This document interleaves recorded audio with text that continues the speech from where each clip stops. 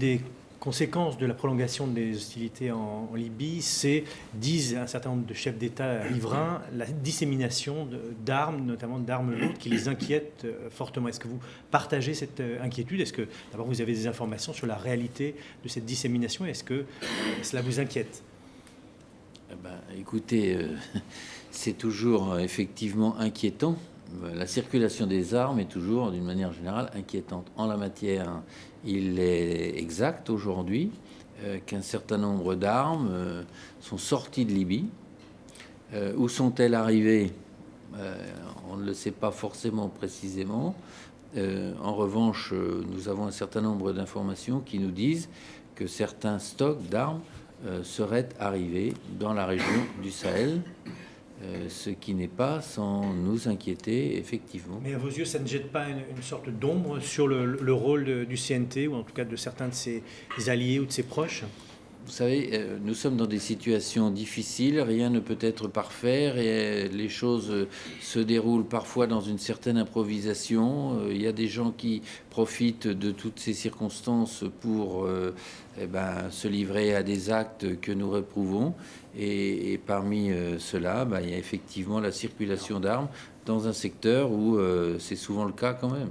Alors ces armes pourraient tomber justement aux mains de l'AQMI, l'AQMI qui est le Al-Qaïda au Maghreb islamique, qui est très actif dans la région du Sahel. La France en sait quelque chose puisque 4 Français ont été enlevés par l'AQMI en septembre 2010 dans le nord du Niger. D'ailleurs, j'en profite pour rappeler leurs noms parce qu'on n'en parle pas souvent. C'est Pierre Legrand, Daniel Laribe, Thierry Doll et Marc Furer. Est-ce que vous avez des informations concernant l'état de santé éventuellement de ces 4 otages? Est-ce que vous pouvez nous dire quelque chose sur eux? C'est très difficile d'arriver, j'allais dire, c'est souvent le cas lorsqu'il s'agit de prise d'otages. C'est très difficile d'arriver à avoir des contacts très précis avec les ravisseurs.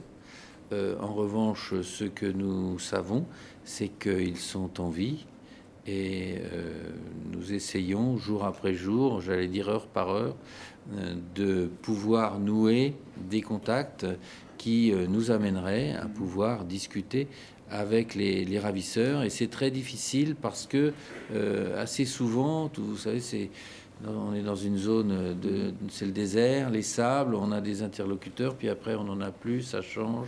On ne sait jamais le degré de fiabilité forcément au démarrage, donc il faut être extrêmement prudent.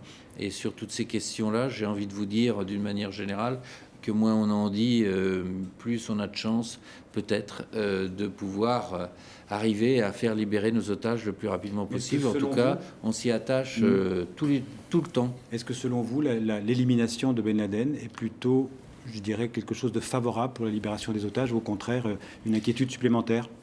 L'organisation d'Al-Qaïda, pour ce qu'on en sait, est quand même une organisation, je ne sais pas si on peut dire très décentralisée, mais en tout cas où les groupes sont assez indépendants les uns par rapport aux autres. Donc nous savons qu'AQMI ne prenait pas ses ordres au quotidien, si j'ose dire, auprès de Ben Laden. Donc on n'est pas... on n'est pas certain du tout que cela puisse avoir des répercussions directes sur le sort de nos otages.